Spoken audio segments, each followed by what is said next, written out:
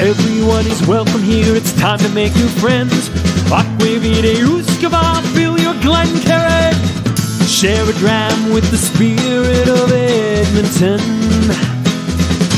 Slancha! Slancha! I love that part. It's great. Good day, whiskey brothers, whiskey sisters, whiskey friends. Welcome to the International Whiskey Journey. We're honored to have you and our panel right here on the side with us today. My name's Dolph. I'm the founder of the International Whiskey Journey. I'm your host tonight. And for those of you that are just a little bit new to us, I'll explain what we're about. We're a group of whiskey geeks. That's right. And proud to be whiskey geeks that love to share a dram. But why an international whiskey journey, may you ask? First and foremost, I love international whiskeys, and I don't think they get the kudos they deserve, for one. And this, therefore, is a great way to drink fantastic quality whiskey and do my part to promote international whiskeys every weekend, all summer long. 10 weeks. It's fantastic. We're in Cooperstown Distillery, which represents the 5th distillery in our tour this summer. We're joined by founder and owner Eugene Mara, Gene, and right there, and fellow panel member Stephen, but he's sitting in for his regular Richard. Good friends. He's watched this before. He's going to be really good. So welcome to both you, sirs. Thank you very much for being here. And we're going to start our roundtable introduction. So I'll just have you, Stephen, introduce yourself and tell us where else we could get you on social media. And Gene, same thing. And then I'll have you tell us what's also in your glass, please, gentlemen. So let's start with you, kind sir. Okay, I'm Steve Schmutz on Instagram, Twitter, Facebook. Been watching this for a while. Just thought, great, I could stand in for Rich and do this. And we're pleased to have you. And what do you have in your glass tonight, sir? Do you have both poured? I've got both poured. I've got the rye going right now. Good. That's what I started with as well. And Gene, sir. Yeah, it's a pleasure to be here, guys. Dolph, thanks for having me. And I'm the owner and founder of Cooperstown Distillery, soon to celebrate our 8th anniversary this October. And you can find me, or I should say the company. I'm not really that active on the social media platforms, although my daughter and wife constantly tell me I should be. Cooperstown Distillery has a very active Facebook account and an Instagram account. So it'll be easy to access us. Easily done. Thank you very much, kind sir. And you also have the rye and the bourbon right beside you as well, right? I certainly do. And I will show you both bottles very proudly. All right, got one there. And you have the old bottle, by the way, Dolph. Oh, do you? Let's be a closer one of yours then. These are the sexier incarnations, the second iteration of the bottle. It's the rounded shoulder. More rounded, this way, I guess. A little more rounded shoulder. Yeah. This is called the Philly Flask. It's a specially blown bottle. Okay. It's I think, a more handsome bottle, a sexier bottle, and we're not going to be putting any more of the select line in that old bottle that you have. Although I like that bottle, I think this is a nicer bottle. Beautiful. It looks good. It looks hefty as well. I like the bottles that have a heft to it. And we've got the Beanball Bourbon as well. And you've got that as well. Close at hand there, Gene? I'd have to turn around and grab it, but it's pretty close at hand. We've got lots of time. Everything we need. So we're going to start our questions now. And, well, who am I? I should say I'm Dolph. I'm the president of the Alberta Scotch Society, and Facebook, YouTube, on Spirit of Edmonton, Instagram, Twitter. I do the International Whiskey Journey, the Canadian Whiskey Journey, and the Whiskey Book Club, which is fantastic. Anyways, that's it. Today, it's international, and we're all international. And what I really want to know, I want to start off with this. I'm always really interested in the aha moments from which distilleries are born. So kind of the background story, and we've heard your background story from a couple descriptions online, Gene, where you were contracted to work in Cooperstown. You were working there for a bit. You had your aha moment there. You fell in love with the town. You're from New York, and that was your link to it. But I'm guessing that there's something else, just a little bit more to the story. I'm going to spitball here a bit. I'm going to give you 4 possibilities. I'm thinking, I'm not sure where you lived during your 45 years in the food, wine, spirits industry, but maybe you got to a point where you wanted to set roots down there, or maybe your wife said you had to set roots down there. I don't know. You just wanted to own something, or you had been thinking about the drinks distilling industry for a while, possibly ever since your grandfather started his vineyard in Georgia in 1991. Or I started that vineyard, not my grandfather. That's you. Okay. Well, fantastic. And was your grandfather involved in it? Not at all. Little misinformation, but just a small little blip. No big deal. Other than that, you got my bio down really well. So well, we're trying. But tell me about it though, because you're in the drinks industry. You're brought there. I want to know where you first decided this is what I'm going to do. Well, it's a little complicated, but some of the points that you raised a little bit earlier are dead on. There was a little bit of all the above. I did come to Cooperstown via some friends from Florida who own a very popular and busy restaurant here. I had a restaurant consulting firm, and they brought me up to help them out in 2008 and then again in 2009. But in truth, I think there's some good background, a little backdrop story to it, which has a little more to do with, I guess, what I like to call Phoenix rising from the ashes. Okay. So I was in the restaurant business in Florida, and I have been most of my life. I'm actually a certified CIA, Culinary Institute of America trained chef, opened up 15, 16 restaurants for myself over the 45 years of my history. Wow. But we fell on really hard times. I'm sure everyone recalls the great financial collapse of the global economy in 2008. And we were a victim of that collapse. I lost my restaurant and actually lost my house in Florida. I had a beautiful house on a small island. It got foreclosed on, the whole real estate debacle that ensued. Yeah. And was looking for an opportunity. So this was a true Phoenix rising from the ashes. I was down in the dumps, came to Cooperstown to help my friends out. They paid me very well to do that. As you say, I did fall in love with the town. I made some great friends here. And even better, I made some investment acquaintances.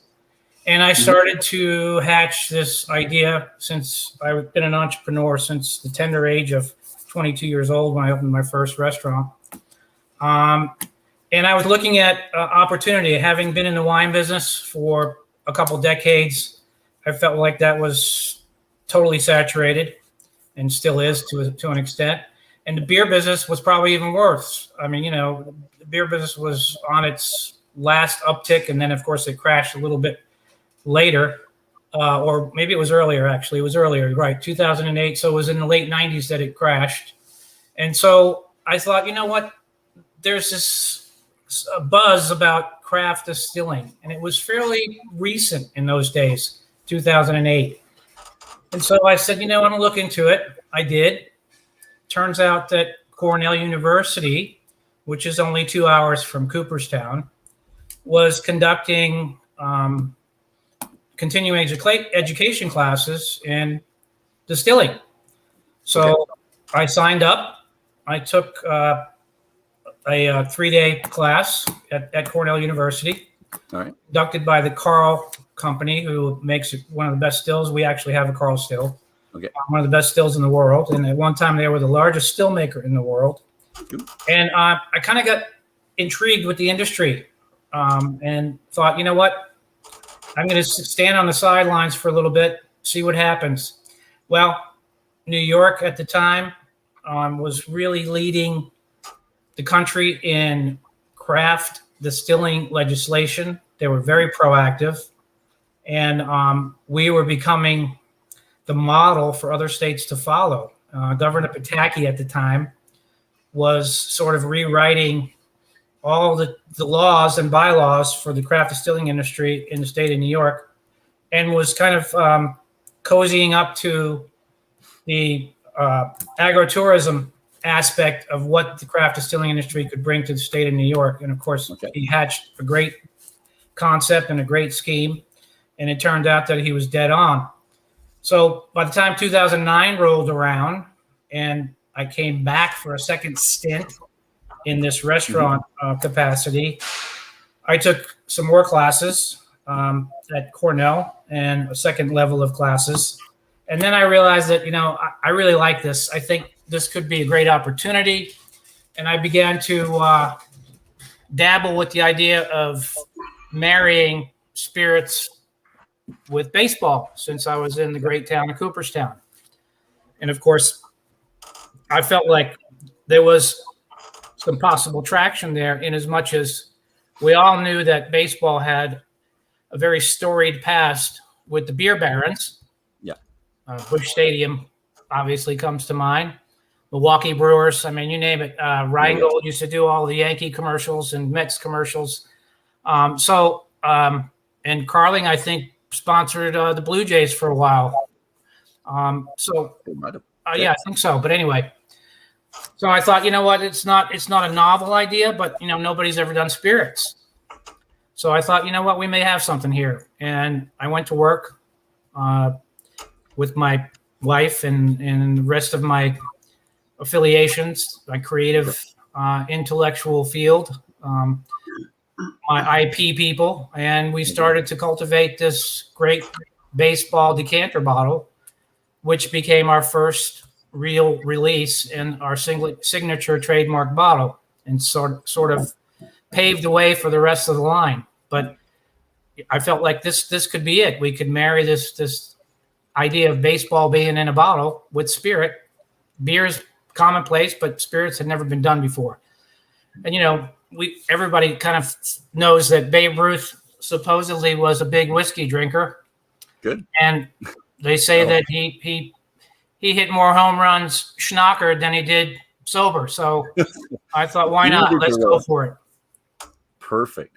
And I'll let you take a couple drinks there, but I want to back you up just a little bit, because I have you quoted as saying the state of New York was rewriting a lot of their distilling legislation, which made it interesting for me, you, as an entrepreneur. Now, I only found a couple of these favorable rewrites from the state. So the elimination of the brand label registration fee, and the other one, elimination of duplicative license for farm distilleries. Correct. Those are the only two that I found. And this doesn't really seem like enough, in my opinion, to get someone from being on the fence, possibly opening a distillery, to deciding to open a distillery. So what am I missing? Is there a couple other things in there? The biggest thing you're missing was the opportunity to take the craft distilling, farm distilling license and merge it with a retail outlet. Okay. So to sell directly out of that. Correct. And to sell direct without a distributor. So we were allowed, and we still are, by the way, we were allowed to bypass the 3-tier rule. I don't necessarily need a distributor in New York State. Of course, we use 2 different distributors, but it was a great opportunity for craft guys to hand sell their product if they wanted to, literally out of the back of the truck. That was inviting, as well as the fact that I could open up 3 or 4 of these tavern stores or retail outlets, if you will, merchandise my product, sell it by the drink, and be able to sell retail in my facility under the same roof that I'm actually fabricating and manufacturing.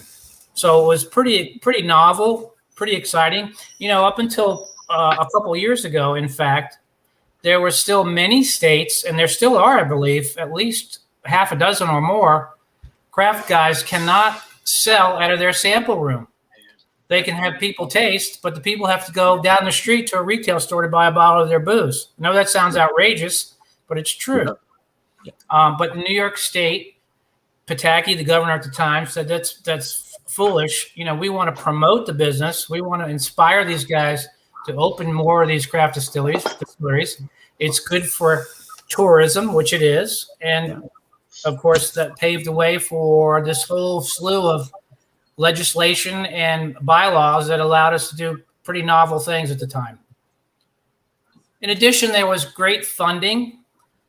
There was a lot of grants. out there for guys who are getting into the field. Mhm. So we took advantage of those. I know you got it in your notes here. Yeah. And I don't know where you got your notes, but they're pretty darn good, Dolph. So, I do a lot of research there, Gene. Sometimes it's good, sometimes it's bad. But you did get grants and stuff. But I'll come back to that. But I just clicked on Paul and Dave, who've been waiting in the background just a little while. I'd like to introduce everybody here. Hey guys, so Dave, just a little quick introduction from you, buddy. Your regular introduction. All right, it's Yukon Dave coming from his basement as always. It was a little late getting back from the late, and I think my invitation was a little late, or I'm just challenged with this computer stuff. No, But glad to be here. Thanks, Gene, for letting me come in late. well, thank you, Dave. And Paul.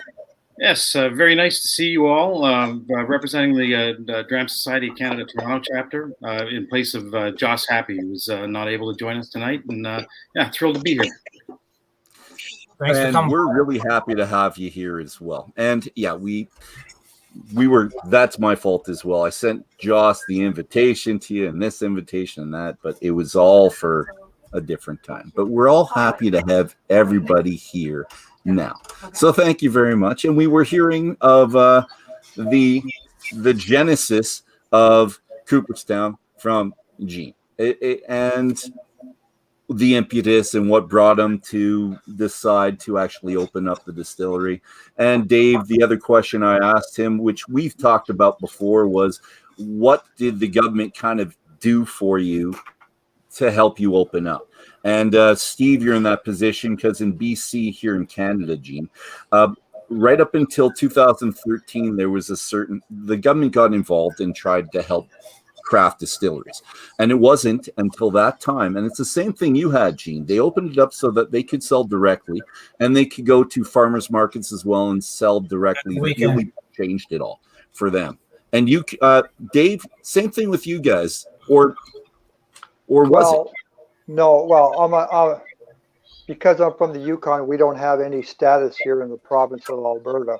We can't do farmers market. We can't. No, but how direct. did you guys start off? You were able to sell directly from your store right from the beginning, because I think you guys wrote. You made the rules because you were the first distillery there.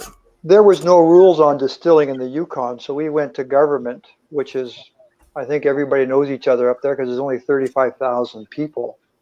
Said, hey, we want to start a distillery. We need to change the rules. That's an act of government. And one guy put up his hand and says, we want to start distilling. And they all voted for it. And next thing you know, off we went. One of the cool things was because of the way it was taxed in the Yukon, we didn't sell any of our spirits to the government. We sold them all out of our storefront because we got to keep most of that money. And recently, the government changed the tax rules, so now we are in the government stores. We can now sell to bars on the spirit side. So, and have been for a while. And a few years. A few years. I think you've been, I've been tasting your stuff for 7 or 6. 6 or 7, something like that. Steve, I'm going to go to you, buddy.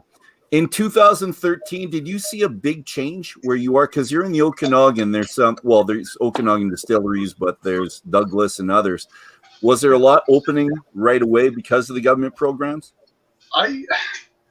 There's been a steady increase in probably since 2018 or 13, sorry.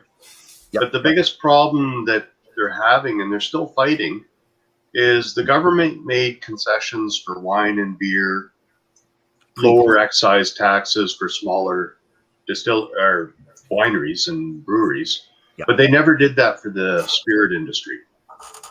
So they're still fighting that battle. You know, you call yourself a craft distillery, but you're paying just as much taxes as the big boys, right? Yeah. Well, can I put my nose in on this one? So, Steve, is it not? They pay the higher taxes if they go into the BC government liquor stores, but they don't pay those taxes if they sell out of their storefront. I think they still pay the excise taxes. I know Okanagan Spirits, the one in Vernon here, he's the head of the craft in BC, and they're fighting it still because there's no concession on the excise.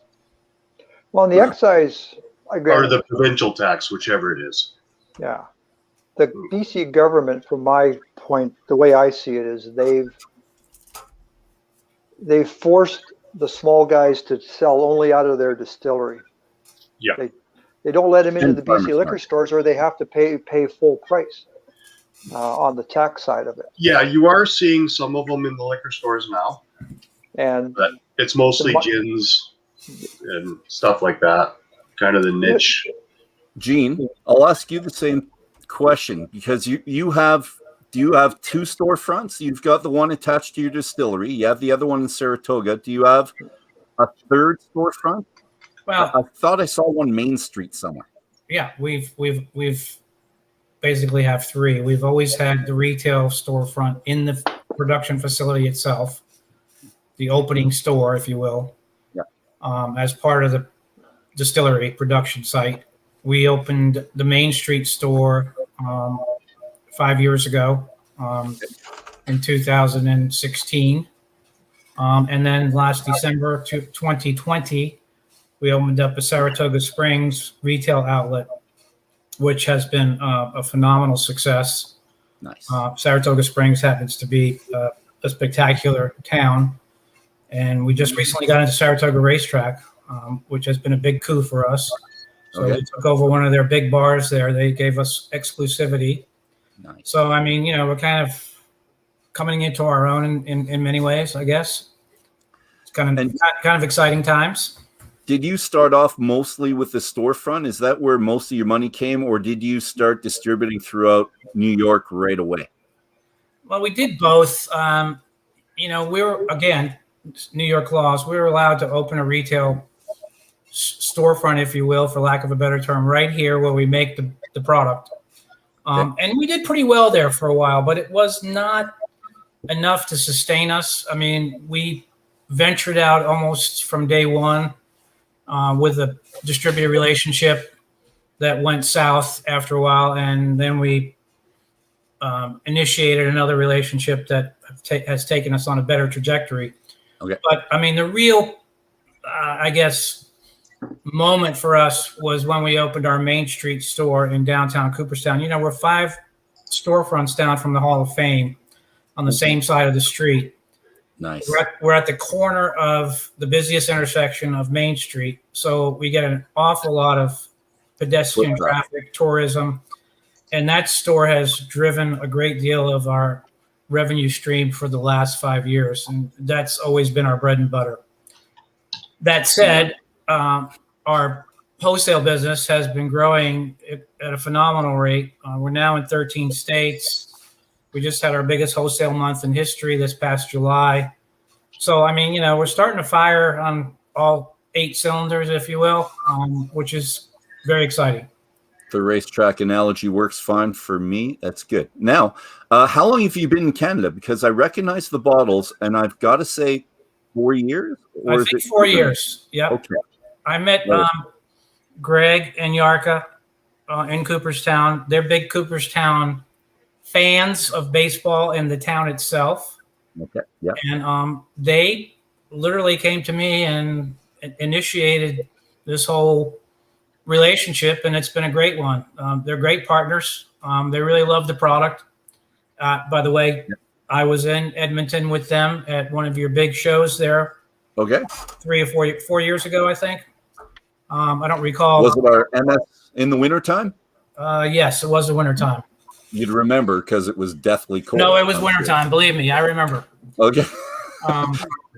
Yeah, so it's been a great relationship. We actually had a great time. We went out and sold quite a bit on that trip. And those guys, they're big fans. And of course, if you don't have fans in your distributorship, you're not going to go anywhere. So I really appreciate all their efforts and everything that they do for Cooperstown Distillery. Well, and they speak very highly of you. So Greg and Yarka Winter of Craftwork Spirits, they're the ones that host us. They're the ones that have put me in contact with everyone over the past 5 weeks and will for the next 5 weeks after this.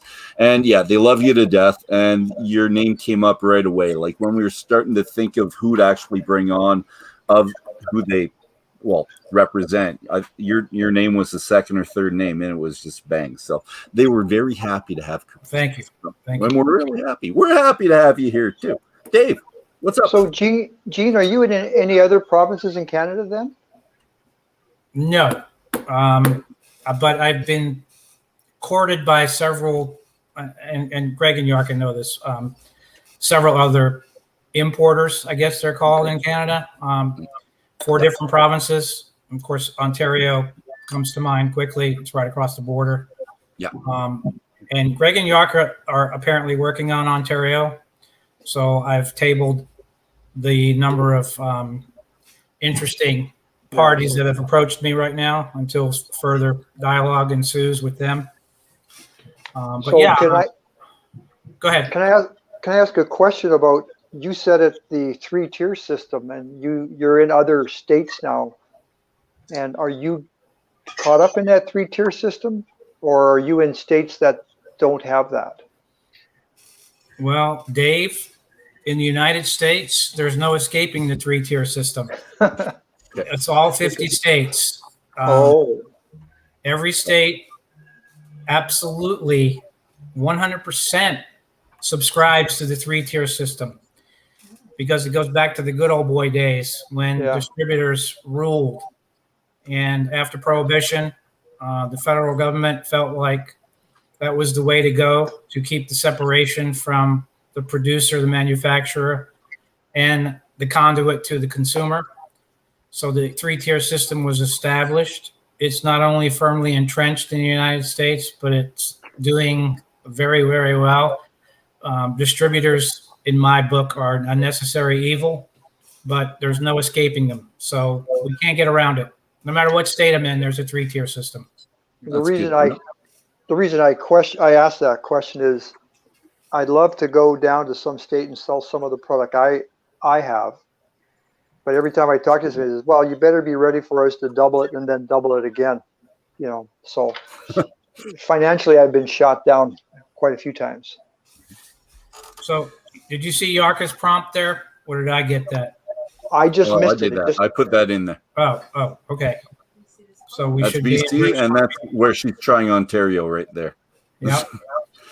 And she told us when you were here, so the Rocky Mountain Wine and Rocky Food Mountain. Club. That's exactly right. Sorry, I couldn't recall it, but got So a lot going on in my head. But I do recall the name now. Yes. That's not quite winter time, though, Gene. That's November for us, and it might have felt like winter for you, but no. You need to be here in January, February to feel our minus 40. Dave, what's minus 40 in Fahrenheit? You can do this. It's cold. I don't know. 40. Minus 40. Yeah, minus 40 is minus 40. It's minus 40 Fahrenheit. That's the coldest it generally gets for us in those months. Generally. Yeah, well, we're pretty cold here. We're actually one of the coldest places in North America, believe it or not, Cooperstown. So what?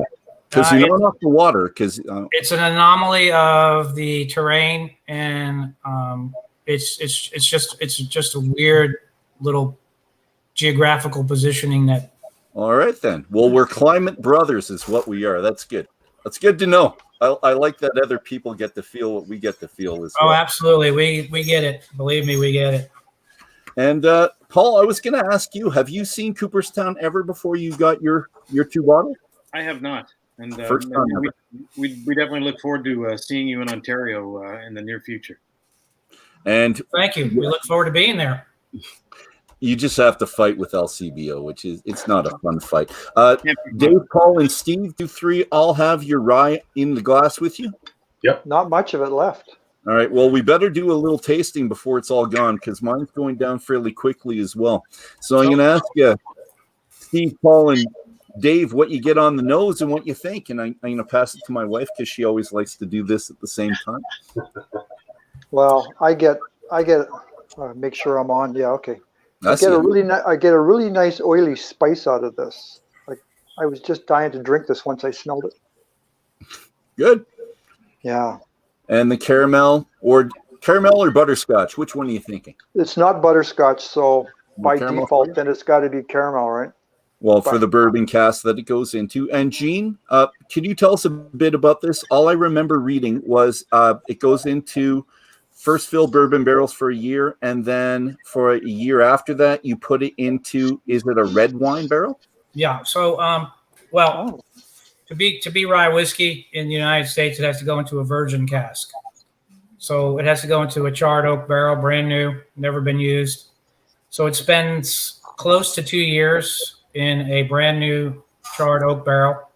We have an exclusive relationship right now with Adirondack Cooperage, Nice. which is about an hour away from us. He happens to be an understudy and apprentice with the Drouin family in Burgundy.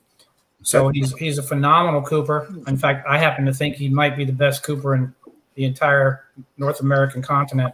Nice. And I mean that. He's got state-of-the-art equipment, cutting-edge equipment.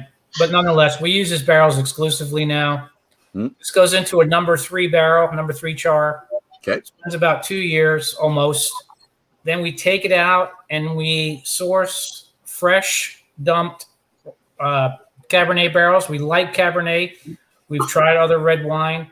We're not getting the same notes that we get out of Cabernet. Of course, it's a deeper type of grape profile. So we get a special finish out of the Cabernet barrels. Yeah. And the big thing about it is it's not 100% rye. I'm not a big fan of 100% rye. 80% rye, 20 corn. It's 80% rye, 20 corn. I'll tell you why. I'm a chef by trade. I have pretty good palate, I think. And I happen to think rye is a really tight grain in terms of profile. Okay. And it doesn't really like to give up a whole lot of interesting notes.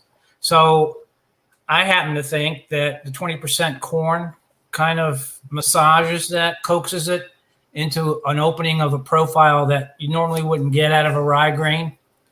And you must have been thinking about mouthfeel as well with the corn, right? What's that? Mouthfeel as well. Absolutely. 20% sure. And a little bit of sweetness for sure. Yeah. So you get that, and it's, all local grain. We use a farmer that's been farming for 162 years right here down the road about 30 miles. So he's an old guy, isn't he? Yeah, he is. He grows great rye, some heirloom rye. So it's a nice package all in all. And most of this rye right now, because of our new rick house, I don't want to get ahead of myself, but we're now finding that we can harvest more age-worthy spirits, more note-worthy spirits that have some age on them. So there's not a barrel that in this rye that's less than 2.25 years, and some of it is 3 and 3.5 years old. So although it says straight, which it has to say, because it has to be 2 years old to be straight, we can't call it 3 and 4 because it doesn't have exclusively 3 or 4 year old rye in it. Okay. And Yarka just said the rye just won Best in Class Alberta Beverage Awards. How about that? Ching ching. Salute. Yay. Good job. And we're excited about that, Yarka. And you should be, and she'll pump that up. And you need the little stickers to make Yarka go and place them on every one of the bottles, or someone would do. Can I tell you a quick story that Greg and Yarka might not remember? Okay. They were in the Cooperstown Distillery when we first tasted the rye. Okay. At least 4 years ago now. And they may or may not recall, but we were actually in what I call one of the most important stages of production, which is the proofing process. Because a lot of people think that there's a predetermined proof before you go in the bottle. Well, that's not how it works. At least for us, it doesn't. The proof speaks to us, and then we call it the proof that it is.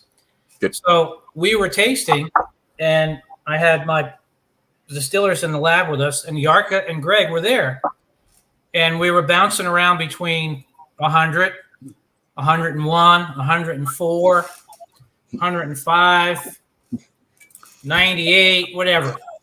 And as soon as we hit 102, it was that eureka moment, which is how proofing goes for me as a chef and someone with a palate that I guess has been trained over the years. When we hit 102 and they were standing there, if they recall, I said, that's it. This is going to be 102 in the bottle. It sparkled. It spoke to us. All those muted profiles all of a sudden were, in your face, and it was like the eureka moment. This is it. It's going to be 102 proof. By the way, this is our highest proofed whiskey that we make. So, okay. And I'm not gonna keep saying the same thing. I want to hear what Steve and Paul say. So I'll have one of you two gentlemen tell me about what you get on the palate, and the other one on the finish. Whoever wants to talk about either one. I just, on the nose on this one, I get a real musky. It's just wonderful. It's I'm assuming it's the Cab Sav barrels contributing that. Yeah, we get a lot of nose profile from the barrel. But a little bit of mint. Yes. And that comes through on the flavor on the palate quite a bit. Yes. And no dill at all. Thank God. No, I'm not getting that pickle barrel taste on it at all. Good. And for me, the toasted grain on the nose is what jumped out at me first, and and on the palate, that beautiful caramel. Okay. Yeah, I like to think that the rye, and I'm so proud of it winning best of show, best of class, whatever it was. I don't exactly remember the nomenclature there, but because best in class. Thank you. I really think it's the staff favorite, first of all the whiskeys that we do. Although the bourbon is tremendous, we just gravitate towards the rye. It's, to me, textbook rye. It's got tons of spice, black pepper. It's got burnt almond, sugared caramel almond. It's tons of pumpernickel. A little dark rye bread comes in with a sourdough feel. Yep. It's got a beautiful middle palate, which the red wine barrel contributes to. It's unctuous. It's got tremendous mouthfeel. It's the total package. I know it sounds like I'm boasting a little too much, but I mean, why not, right? It's your baby. You're allowed to boast all you want. It's a beautiful whiskey. Really cool. Yeah, I'm liking it a lot. And I love my ryes. I really do like rye. Rye is right up there with, with whiskey. And for the most part, it's really hard for me to go back and forth. You guys are from the country of rye. Yeah, we are. I always tell, I do tours on Saturdays. I'm sorry if I'm going off on a tangent, but no, you do it. So I do tours on Saturdays, and I always talk about the rye and the fact that in the old days, when I used to go to bars with my uncles who were in those days in their 40s and 50s, so we're going back 40 or 50 years, they would order a rye. That's what a guy ordered in a New York bar. He'd order a rye. A rye, and he'd get a chaser of a draft beer. I think it was 50 cents for the two of them. And the rye was invariably a Canadian rye. I mean, that's what was poured in every bar in America. When you order, or he'd order a whiskey, I'm sorry, properly termed. He'd say, let me have a whiskey, or he might say, let me have a rye, but he would get a rye. And it was a Canadian rye. I mean, you go through the gamut of all your mainstream Canadian rye brands, and it could be one of 10, whether it was Canadian Mist or Seagram 7 or, whatever. Yeah. It was something, and it was a Canadian rye when you ordered a whiskey in a New York bar in those days. So you cut your palate on that. I did. And it didn't sour you on it either, right? Because that happens too, a little bit too much with those uncles trying to get their nephew a little bit looped for mom and dad. I think that's funny. That's good. But didn't you guys, and I don't want to digress too much, but didn't you guys sort of get away from the rye component in your ryes, and it's mostly corn for a while there? They do, but then the craft distilleries came in, and they were going back to the 100% rye, and that's happened a lot. So you're going to see tons of 100% rye. We have our Alberta Premium, which is 100% rye, and we've been selling that to everybody everywhere throughout the States. Whistle Pig for a while had it, and they were winning awards with it, and they stopped selling it the 100% as much in Canada and start diverting it a little bit more to the States as they were getting more and more money. But yeah, for probably 20 years into this, 30, 20s, 70, 80, 90s, even the 2000s, until the craft distillers got out there, There could have been 2%. There could have been 0% rye, and they would have just called it rye because there was no 0%. They had zero. And this happened with Wiser's. Wiser's didn't have rye in some of theirs, which was called rye, or Canadian whiskey or Canadian rye whiskey, because the labels, you could do whatever you want with the labels. And there's legislation, and there was legislation then. It still had to be aged 3 years, and it still had to be in small wooden barrels, but they didn't have the mash bills. They wouldn't tell you what you'd have to have. So you, with the straight rye, you're over 51%. You don't have to worry about it. It's aged for over, is it 2 years or 3 years to be called a straight rye? 2 years. So 2 years, you've got that. But that type of legislation wasn't here. And really, they weren't trying. I think that really happened in the States to protect the distilleries and the larger distilleries that could afford to have the more expensive grains instead of just 51% corn for bourbon, which works, but the more expensive grain, the barleys and the ryes. And I'll ask you this, is barley and rye really expensive compared to corn now in the States, G, when you're buying one over the other? It's still, yes. I didn't know if it was changed or if there was government subsidies to actually grow. At one point, they were supposed to grow corn, and they made a lot of money on corn. And the government paid out a lot in subsidies to make sure that people were growing corn. But that never really happened in Canada with the whiskey industry. It happened in other industries. Anyways, all to say, yes, there was a point in time where there could have been zero rye, and they called it a rye. But things turned around substantially. But we still have that today. If you look at the excise thing, you can call it rye whiskey. You don't have to put any rye in it. Yeah, I think that's rye whiskey in Canada. That's absurd. I mean, well, I think it's because rye whiskey, the name is more of a style than an ingredient in Canada. No, you're right. And that's why people in Canada generally, if we make a rye, they generally make it 100% rye, and they'll state on the label 100% rye. So if we're looking for rye, Alberta Premium, we'll see 100%, and you'll know that. Canadian Club, they had a rye, but they changed their label, so it says 100% rye, so that people understand that. But the bottles you're talking about, Gene, those in Canada are the 20, $25, maybe $30 bottles. When we get into the 100% rye, it's jumping up 10, 15, 20 plus dollars. Sure. In there. And I'm fine with that. You know what? You want to buy a cheap bottle and enjoy the cheap bottle with Coke? Have at it. Do it. But I like knowing when it's 100% because I look for that. Sure. I do. But I think, like the guys we have on the panel today, we're a little more informed consumers, so we want to know what we're going to spend our money on, because we're willing to spend $200-$300 on a bottle, and we want to know what's in it.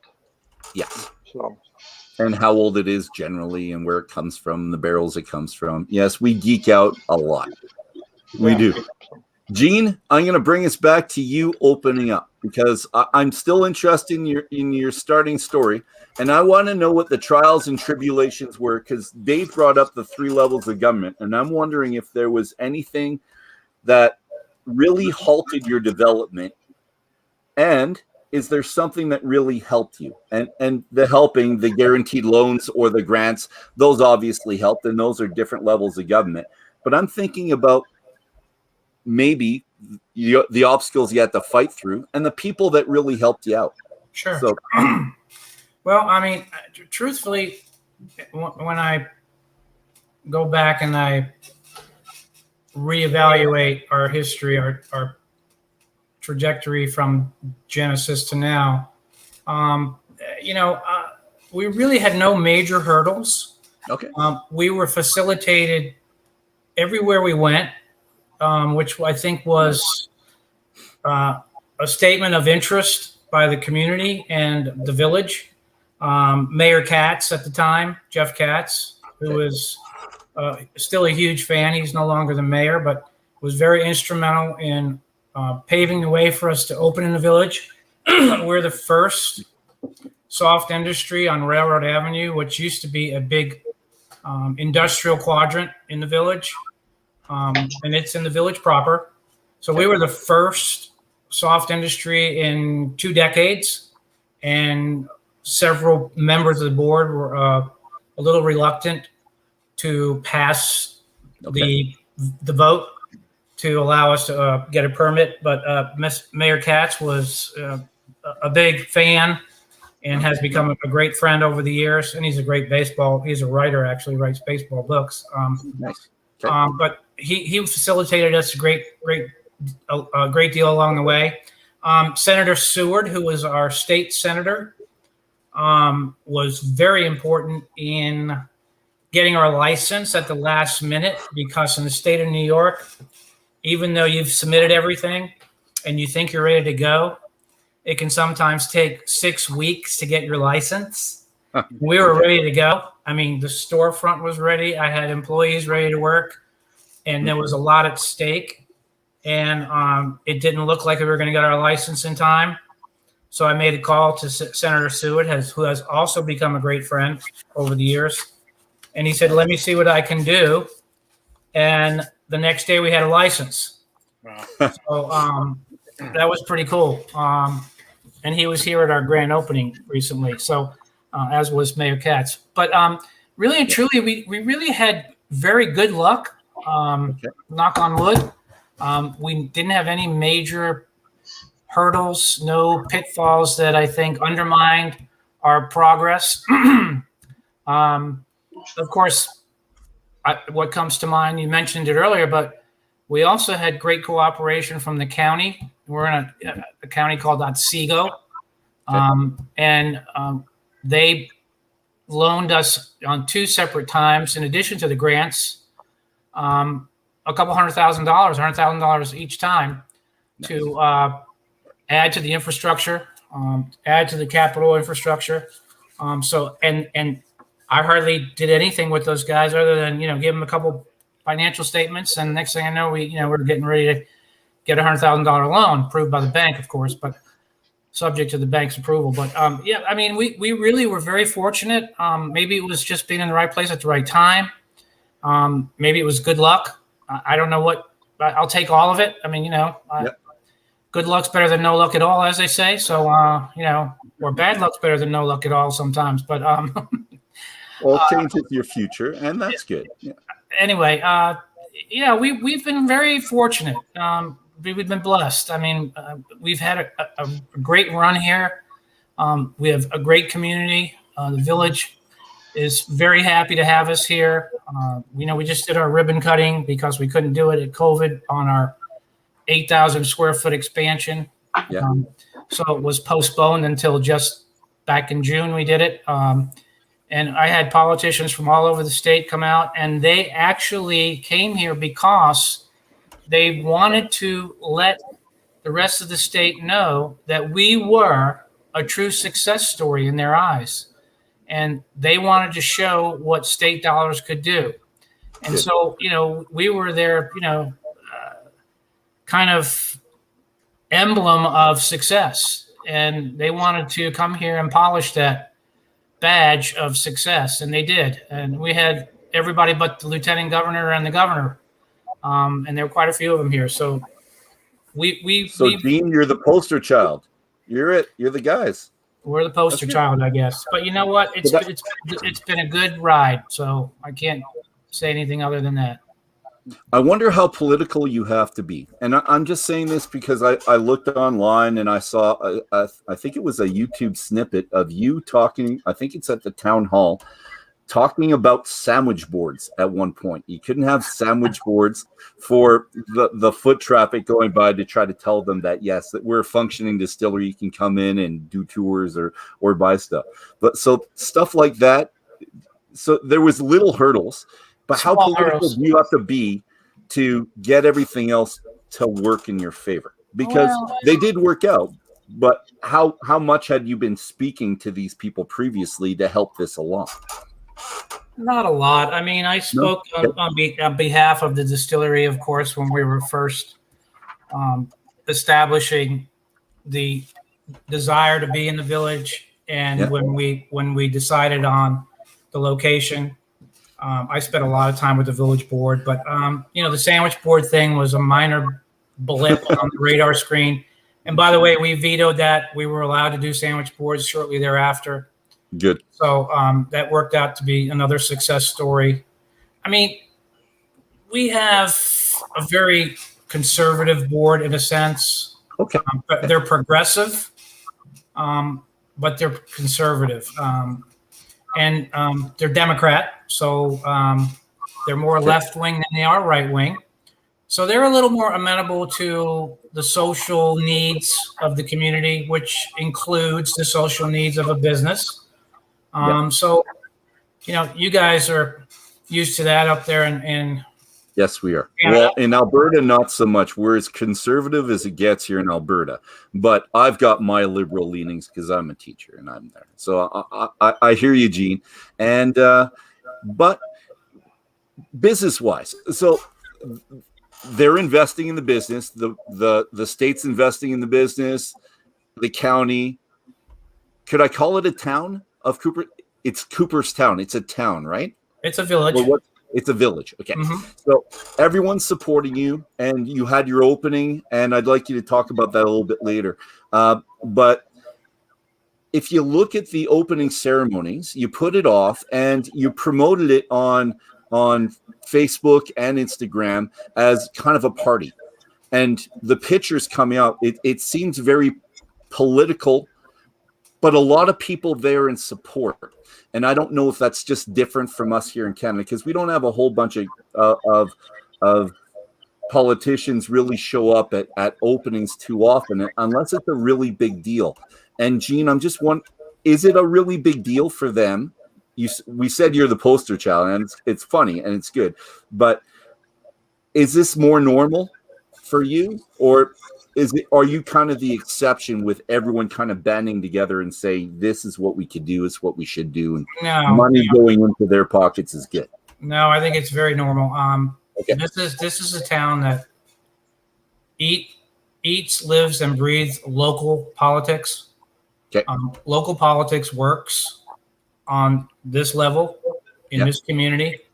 It's a very tight-knit community. There's 4,000 natives of Cooperstown, the village of Cooperstown. So it's not a big place. Everybody kind of knows one another, really and truly. And on a local level, it's very commonplace, whatever the cause is, to see traction and then to see positive results on the local level from whatever the cause is and whatever the need is. It really is surprising how effective the politics is in this town, whether it's for your cause or not. There's stuff that gets done, is what I'm trying to say. No, that's really good here. I'm glad, because that doesn't always happen, right? We know that very well. Yeah. It doesn't always happen. And again, go ahead.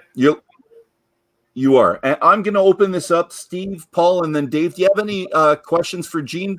Because we're going to have the last questions and then kind of wrap everything up. So, Steve, Paul, and Dave, anything coming? Yeah, I'll go. I'll start. So, Gene, once you left the village and started selling into, let's call them bars, restaurants in other areas in New York, were they friendly to you? Were there odd things going on that, like the big companies do? And I guess are they asking for handouts and that kind of? Because I've heard some breweries say we're not going to sell in New York. It's crazy. Okay. But they all want to sell in the big city, where you're going from the village, which is really interesting. Do you go to the neighboring town or village and kind of grow that way, or? Like, are you guys even in the city of New York? Well, we are in the city of New York. And okay. To be frank with you, I'd be a liar if I didn't say it wasn't an uphill battle every day. I mean, if it makes you feel any better, it's no easier for us than it is for the next guy. It's a very challenging business. We work at it every day. It's very difficult to get into accounts, to establish accounts. We finally hired our first salesperson about 9 months ago. The big credo mantra here is feet on the street. You got to have feet on the street if you want to do business in New York. It's very true. I wish I had 5 more like him. He's doing very well. He's actually contributed significantly in the last 9 months to some of our revenue stream, and we're seeing great success out of his work. But Dave, I don't know about handouts, but I mean, the craft world is still a difficult hurdle, a difficult education for a lot of retailers and a lot of on-premise accounts, bars, restaurants, hoteliers. They need to be educated. They, of course, right away look at your price points, and craft is always more expensive. Yep. So then you have to go back and, explain why and try to educate him on the differences and the nuances of what makes craft so significantly different and in most cases better than mainstream products. But it's difficult to compete because, I can't sell a 175 of Tito's vodka for $16 like Tito can, and it becomes preposterous to even go up there and fight that kind of battle. So you have to pick and choose your battles, and that's what we've decided to do. So we're growing kind of on a blotter effect, more from Cooperstown being our epicenter and blottering out into the neighboring counties and getting traction in what we call B and C accounts in this area, smaller businesses, and getting some recognition in those communities. And we're starting to see some results from that. We'd love to be in A accounts, and we are in some pretty prestigious A accounts. Even in Long Island, we're in Total Wine on Long Island. We do very well there. But the truth of the matter is 80% of all the liquor stores in New York State are B and C accounts. I mean, so, it's an ongoing battle to, I think education is the primary battle that we have to fight. Why we're more expensive, why we're different, why it's worth putting a craft distillery, especially a local distillery, in your store as opposed to Right up front. a mainstream Jim Beam or a Jack Daniels or somebody like that. So, and I'm pretty sure Dave knows what you're talking about. He does 2 brewers, and he's the feet on the streets guy here in Alberta or northern Alberta. So he's the guy that's been promoting it forever. So, and we love you for it, Dave, because we've known, or we haven't had that chance without you. And so the guys on the street, I agree completely, Gene. Steve, Paul, question? I have one question related to the bourbon. I mean, bourbon, first off, is such a beautiful expression. What I'm curious about is how you can. What was the inspiration for the blend of the 2 types of whiskeys that constitute the expression? The bourbon? Yeah. Well, the bourbon's a 4-grain mash bill, and it's sort of our trademark whiskey, despite the fact that we all sort of love the rye. It's our baby. The bourbon's what put us on the map. And, Jim Murray's Whiskey Bible. Well, I'm looking at the red label, Dolph. Okay. Sorry, I'm putting up mine there. Yeah, that's the Beanball is a little more mainstream, a little more generic. But the red label is truly, I presume you're talking about the red label, Paul? Or I'm actually talking about the Beanball. Oh, you are? Yeah. Oh, that's what he was sent. We sent everyone the Beanball, so that's. Oh, I'm sorry. Then I'll have to retract. So back to the Beanball. Well, the Beanball is not entirely ours. Okay.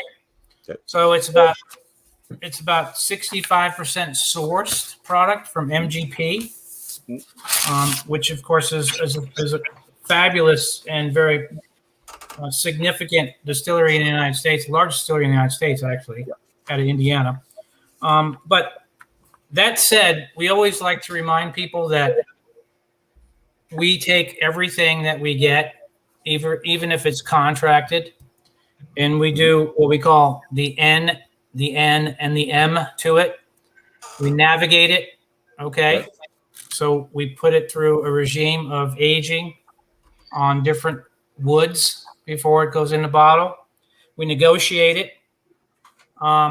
We will accelerate age it with some rotation in a mixing tank. That is a proprietary process that we use. And then we would manipulate it. So it's NNM. We navigate, we negotiate, we manipulate. Okay. So even sourced goods, we have our hand in a big way. We will put it on different oak staves. We use a considerable amount of very expensive oak out of France and California. And these staves are made specifically for the industry so that we can impart oak profiles that it would take years to get from a barrel in a short amount of time. We've had tremendous success with that. And then we blend back some of our Cooperstown Distillery product. So this bourbon is about 80% corn, by the way, 17% rye and about 3% barley. It's 90 proof. It's a little light on the palate, but notwithstanding that light value, it drinks nicely. It's sort of, I compare it all the time, and it does very well in this comparative tasting when we do it with other products, with a Maker's Mark or a Knob Creek, which are also kind of quaffing style bourbons. I wouldn't say they're too serious. So we don't consider the Beanball bourbon a very serious bourbon, like that you would sit there and, sip it for an hour and deconstruct it with some friends over a cigar. Okay. It's more like a bourbon that you would, put on the rocks and quaff it real quick, or make an old fashioned out of it or something like that. And that was my intent with the next one, bourbon on the rocks. It's a hot day here, 31 for us. I'm not sure what that's for you, 90 something. I don't know. It's good. But we do have the red label, the X Legacy, and I don't know if our other gentlemen got that. So I know Dave didn't, and Steve, because I got a small one myself, but Paul and Steve, the people that set them up today might not have passed over or given them the goods and the good goods. So hopefully they'll have a chance with the people that introduced it previously. But you know what? Sorry, Steve, one last question from you before I sign off. Was that you? I just had a question. It's more about this, the Ransom Rye. When you set out to make this, like, I'm always fascinated by the process that goes into coming up with a mash bill. Was it a happy accident, or did you kind of say, I want to do 80% rye and corn and see what we can do with it? Well, everything that I do, mash bill wise, is always an experiment at first. And as a chef, I happen to think that there's no predetermined mash bill ever. And for instance, our red label bourbon, which we just referenced, I'm not going to digress, but I mean, that was a work in progress for a year before we finalized the mash bill. But yeah, I mean, we tried 100% rye, frankly, and I didn't like it. As I said, I'm not a fan of 100% rye, and I've tasted some great 100% rye that are double gold medal winners, and I still like my rye better because the pathway of profile from 100% rye is muted. It's just the nature of the grain. It doesn't like to give up its taste profiles. The congeners are all contained in that grain. So when I decided on 80-20, I started with 85-15. We went to 90-10. We went back down to 65-35. We played around with it, not for too long, I might add, but then, I thought, you know what, this is crazy. We could do this all day long. I could go, okay. I could go 78-22. I mean, the possibilities are endless. So I said, let's just do 80-20. I mean, that seems sensible. Mhm. We hit 80-20. We stayed on 80-20 for about 6 months. We do a lot of, by the way, not a trade secret, but when we do lab profiles, we take a fresh produced product. Our high wines we'll take immediately and put some oak staves in, chips, if you will, from our special oak. And in about 3 weeks, we can get a facsimile of what it might taste like. So we did the 80-20 because, like I said, the possibilities are endless. And we put it on some oak. We cracked that thing about 3 or 4 weeks later, and we all looked at one another. We said, need we go anywhere else? This is it. I mean, you know, and that's as simple as it was. But yeah, I mean, it's just like proofing. I mean, we never have a predetermined concept on mash bill, and we don't have a predetermined concept ever on proof. That's for sure. Well, gentlemen, thank you. Because Whiskey Brothers and Whiskey Sisters and Whiskey Friends, that's it. That's the 5th edition of the International Whiskey Journey. We're moving our conversation from this to a more relaxed, more picturesque view in the lounge, let's say. Gene will, of course, be joining us. And really, what better activity is there than drinking whiskey and spending time with some great people? So you should really join us. So we're going to be back in 5 minutes on this channel, Spirit of Edmonton, for the After Dram. If you don't want to miss a minute in the future, click like, click subscribe, and yeah, we'll see everyone back here, hopefully in a little bit. Thank you, everybody, and have a very good night, but I hope to see you back. Thank you all. Pat. It was a pleasure. Thank you very much. Sláinte, everybody. Cheers. Cheers.